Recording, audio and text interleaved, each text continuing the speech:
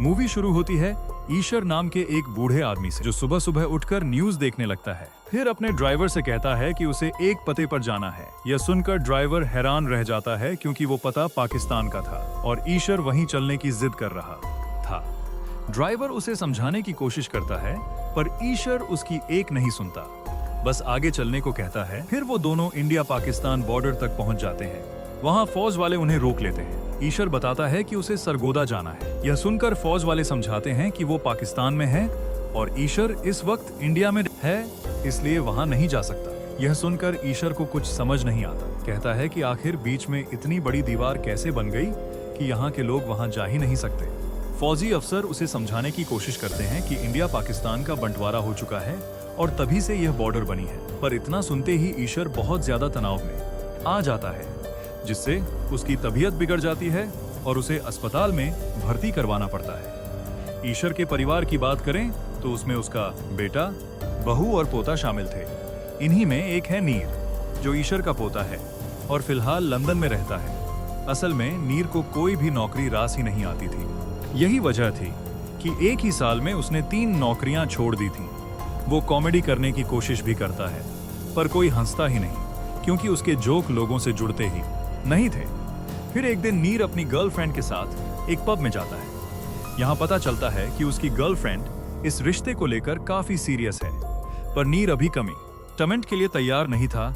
इसी वजह से अगले दिन दोनों के बीच झगड़ा हो जाता है। तभी नीर के पापा का फोन आता है, जिसमें बताते हैं कि दादाजी की हालत बहुत गंभीर है और शायद वो बच न पाए। उसी वक्त गर्लफ्रेंड चाहती थी कि उनके रिश्ते को इनाम मिले, पर यह सुनकर नीर भड़क जाता है, क्योंकि अभी वो यह सब बात ही नहीं करना चाहता था। इस पर गर्लफ्रेंड वहां से चली जाती है और नीर इंडिया आ जाता है दादाजी से मिलने। यहाँ वो देखता है कि उसके पापा और चाचा यह बात कर रहे थे कि दादाजी बहुत कमजोर हो चुके हैं, पर उनकी हिम्मत इतनी मजबूत है कि उसी के दम पर अब तक जिंदा है। जब नीर दादाजी से मिलता है तो देखता है कि वो कुछ बोलने की कोशिश कर रहे हैं, जैसे कुछ बताना चाहते हो, पर ठीक से बोल नहीं पा रहे।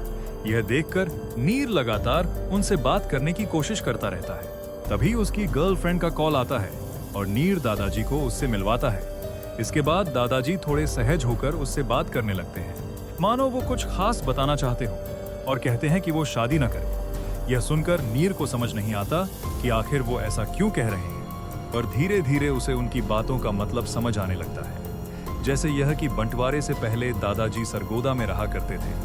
असल में वो काफी अमीर परिवार से थे, वहीं एक कॉलेज में पढ़ते थे और उन्हें क्रिकेट का भी बेहद शौक था। अब यहाँ पता चलता है कि ईशर मन ही मन एक लड़की को चाहता था, जिसका नाम था अफसाना। वो रोज उसे देखा करता था, पर कभी उससे बात करने की हिम्मत नहीं जुटा पाता था। अफसाना को शायरी का भी बड़ा शौक था। उस दिन भी वो कॉलेज में शायरी सुना रही थी।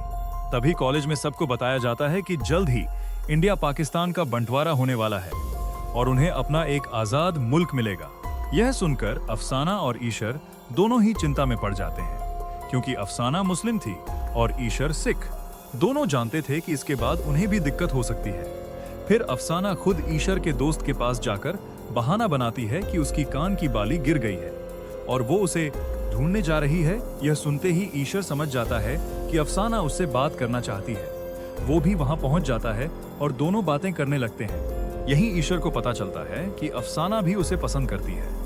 यह जानकर वो बहुत खुश हो जाता है, पर अफसाना को डर था कि अगर सच में बंटवारा हो गया तो पता नहीं क्या होगा, दोनों साथ रह पाएंगे या नहीं। ईशर कहता है कि ऐसा कुछ नहीं होगा, यहाँ तो कोई लड़ता ही नहीं, तो फिर ऐसा कैसे हो सकता है। पर अफसाना को रावलपिंडी में हुए दंगों का डर था, जहां बहुत सारे लोग मारे गए थे, जिसके बाद कई सिख हिंदू परिवार इंडिया चले गए थे। इसी वजह से उसे डर था कि कहीं ईशर को भी यहाँ से जाना न पड़े। पर ईशर कहता है कि वो कहीं नहीं जाएगा, हमेशा यहीं रहेगा। इसके बाद ईशर और अफसाना की प्रेम कहानी शुरू होती है। दोनों चुपके चुपके मिला करते थे और साथ में बहुत खुश रहते थे। एक दिन अफसाना ईशर से मिलने आती है। इस बार वो काफी परेशान थी, क्योंकि दंगे बढ़ रहे थे और उसे डर था कि कहीं यहाँ भी न भड़क जाएं। वो ईशर से वादा लेती है कि वो उसे कभी छोड़कर नहीं जाएगा। ईशर भी यही कहता है कि वो यहाँ से कहीं नहीं जाएगा। फिर ईशर उसे चूमने की कोशिश करता है, पर अफसाना उसे रोक देती है। जैसे ही दोनों वहां से जाने लगते हैं, ईशर माफी मांगता है और वादा करता है कि आगे से ऐसा कुछ नहीं करेगा। यह सुनकर अफसाना परेशान हो जाती है और कहती है कि अगर कल को उनकी शादी हो गई तो भी वो ऐसा वादा निभाएगा। ईशर सोच में पड़ जाता है। तब अफसाना कहती है कि वो अपनी कसम वापस ले ले और ईशर ऐसा ही करता है। फिर कहानी वर्तमान में लौटती है। नीर अपने एक दोस्त से मिलने जाता है। दोस्त उसे कुछ सुनाने को कहता है तो नीर अपने दादाजी की कहानी बताने लगता है कि कैसे सालों पहले वो पाकिस्तान से इंडिया आए थे, पर उनका दिल आज भी उसी छोटे से गांव में बसा है जहां उन्होंने बचपन बिताया था। घर वालों के चेहरे भले याद न हो, पर वो गांव, वो घर सब आज भी याद है। वहां बैठे कुछ लोग भी बताते हैं कि कैसे उनके अपने दादा दादी भी आज तक अपने पुराने घरों को याद करते हैं। इसके बाद नीर पता लगाने की कोशिश करता है कि आखिर दादाजी के मन में ऐसी कौन सी बात है जिसकी वजह से वो इतने दुखी रहते हैं। कहानी फिर फ्लैशबैक में 1947 में लौटती है। ईशर अफसाना से मिलने जा रहा था कि बीच रास्ते में उसे रोक लिया जाता है। यह सब अफजल और उसके आदमी कर रहे थे। अफजल ईशर से कहता है कि अब तक तो दोनों साथ रह सकते थे, पर अब उनके बीच दिक्कत आने वाली है, इसलिए बेहतर है कि ईशर यहाँ से चला जाए। यह सुनकर ईशर हैरान रह जाता है, क्योंकि अभी तक यह तय भी नहीं हुआ था कि बॉर्डर कहाँ बनेगी, कौन सा गांव किस तरफ जाएगा, और वैसे भी किसी को मजबूर नहीं किया जा सकता कि वो कहाँ रहे। इसलिए ईशर कहता है कि वो यहीं रहेगा, कहीं नहीं जाएगा। इस पर अफजल के आदमी कहते हैं कि उसे सबक सिखाना होगा और उसे वहां से धक्के मारकर निकाल देते हैं। इसके बाद ईशर अपने दोस्त के साथ घर लौटता है, जहां घर वाले भी काफी परेशान थे। उन्हें समझ नहीं आ रहा था कि आगे क्या करें। उन्हें लगता था कि आसपास के लोग तो इतने अच्छे से रहते हैं, तो फिर दंगे कैसे हो सकते हैं। इसी उलझन में वो तय नहीं कर पा रहे थे कि यहाँ से जाना चाहिए या रुकना चाहिए।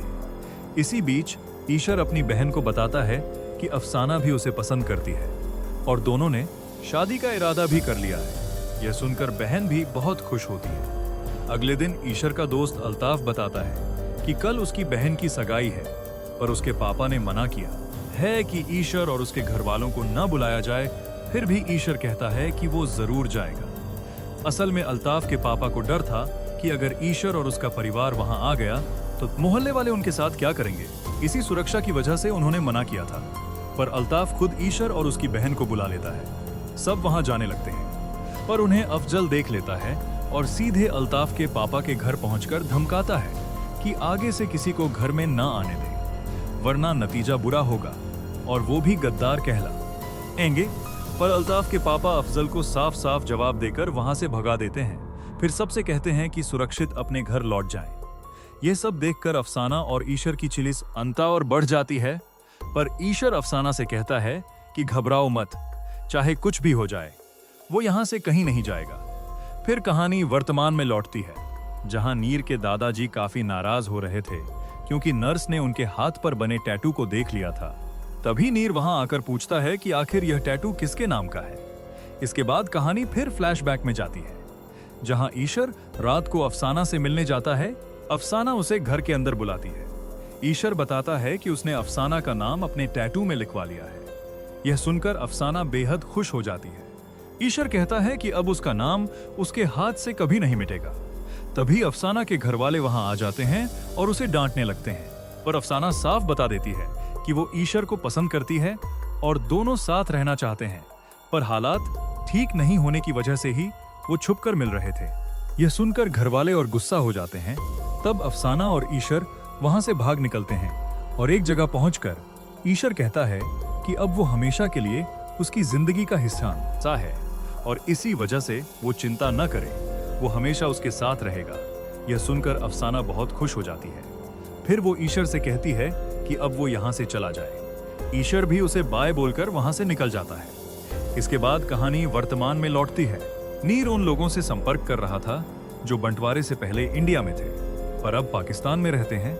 वो उनसे कुछ पुरानी फोटो मांगता है ताकि दादाजी को दिखा सके। जब उन फोटो को दिखाया जा रहा था तो दादाजी एक लड़की को देखकर बेचैन हो जाते हैं। नीर को लगता है कि शायद यही वो लड़की है जिसे दादाजी याद करते हैं, पर पता चलता है कि वो तो ईशर की अपनी बहन थी और किसी को पता ही नहीं था कि वो अभी कहाँ है। यह सुनकर नीर हैरान रह जाता है कि आखिर उसके दादाजी की बहन का कुछ अता पता क्यों नहीं। वो दादाजी के छोटे भाई को बुलाकर पूछता है। तभी नीर के पापा भी वहां आ जाते हैं, जिन्हें देखते ही दादाजी गुस्सा हो जाते हैं। कहते हैं कि उन्होंने उनसे भी कहा था कि शादी न करें, क्योंकि उनके परिवार पर एक श्राप है कि यहाँ कोई औरत जिंदा नहीं रहती, क्योंकि वो अपने घर की औरतों को बचा नहीं सके थे। नीर को समझ नहीं आता कि दादाजी ऐसा क्यों कह रहे हैं। तब पापा बताते हैं कि उनके परिवार में जितनी भी औरतें आईं, सबकी एक एक करके मौत हो गई और दादाजी इसे खानदान पर लगा श्राप मानते हैं। इसी वजह से वो नहीं चाहते थे कि उनके बेटों की शादी हो। नीर दादाजी के छोटे भाई से कहता है कि कम से कम अब पूरी सच्चाई बता दें, क्योंकि वो चाहता है कि दादाजी की पूरी जिंदगी इतनी तकलीफों में गुजरने के बाद कम से कम उनकी मौत तो सुकून से हो। तब छोटा भाई पूरी कहानी बताता है कि सरगोदा में भी दंगे भड़कने लगे थे, जिसकी वजह से ईश्वर के परिवार को भी घर छोड़कर भागना पड़ा। रात को निकलते वक्त वो जानते थे कि औरतों को साथ ले जाना खतरनाक होगा। तभी अल्ताफ के पापा ने कहा कि वो औरतों को अपने घर सुरक्षित रखेंगे, ये लोग पहले निकल जाएं और जब इंतजाम हो जाए तो औरतों को भेज दिया जाएगा। ईश्वर के घर वाले शुरू में राजी नहीं थे, पर सब जानते थे कि रावलपिंडी में औरतों के साथ क्या हुआ था, इसलिए औरतों ने फैसला किया कि वो वहीं रुकेंगी। अल्ताफ के पापा औरतों को अपने घर ले जाते हैं। बाकी सब मर्द छुपते छुपाते इंडिया की तरफ निकल पड़ते हैं। रास्ते में हमले भी होते हैं, पर किसी तरह बचते हुए वो इंडिया पहुंचकर शरणार्थी बन जाते हैं। घर की याद सताने लगती है और अपनी बीवी माँ की खैरियत जानने की बेचैनी में ईश्वर के पापा उसके साथ वापस सरगोदा जाने की ठान लेते हैं। पर पुलिस वाले उन्हें रोककर समझाते हैं कि अगर वो गए तो उनके साथ भी वही होगा जो बाकियों के साथ हुआ, जान से मार दिए जाएंगे। इसलिए जो वहां छूट गया उसे वहीं छोड़ दो, वापस मत जाओ। पर ईश्वर के पापा बहुत गुजारिश करते हैं। यह देखकर ईश्वर खुद अपने पापा से कहता है कि चिंता मत करो, वो खुद वहां जाएगा और औरतों को वापस ले आएगा। फिर चुपचाप ट्रेन पकड़कर आखिरकार सरगोदा पहुंच जाता है। साथ में उसका भाई भी था। वहां पहुंचकर वो अल्ताफ के पापा से मिलता है, जो बहुत उदास नजर आ रहे थे। वो बताते हैं कि इनके जाने के बाद अफजल और उसके आदमियों ने बवाल मचा दिया था। इंडिया से जो ट्रेन पाकिस्तान आई, उसमें ढेर सारी लाशें मिली और औरतों के साथ बहुत बुरा बर्ताव किया गया था। यह देखकर अफजल ने ठान लिया कि यहाँ की औरतों के साथ भी वही करेगा और वो लोग अल्ताफ के घर में घुस आए। अल्ताफ के पापा को पकड़ लिया, अल्ताफ को मार डाला और घर में मौजूद औरतों के साथ जबरदस्ती करने लगे। यह देखकर ईश्वर की दादी ने अपने घर की औरतों से कह दिया कि ऐसा कुछ होने से पहले वो खुद को खत्म कर ले, और दादी ने खुद अपने घर की औरतों की जान ले ली। तब तक अल्ताफ के पापा बंदूक लेकर पहुंचे और अफजल को गोली मार दी, पर तब तक सब कुछ खत्म हो चुका था। इस वजह से वो बेहद टूटे हुए महसूस कर रहे थे, क्योंकि उन्होंने ईश्वर के पापा से वादा किया था कि औरतों को सुरक्षित रखेंगे, पर ऐसा नहीं कर पाए। इसलिए वो ईश्वर से कहते हैं कि जब वो वापस लौटे तो बस इतना कह देना कि अल्ताफ के पापा की भी मौत हो गई, क्योंकि अब वो उनकी आंखों में आंख डालकर बात नहीं कर सकते। ईश्वर वहां से जाने लगता है कि तभी उसे अफसाना की याद आती है। उसी वक्त अफसाना का पति वहां आकर उसे अपने घर ले जाता है। बताता है कि अफसाना की उससे शादी हो गई थी।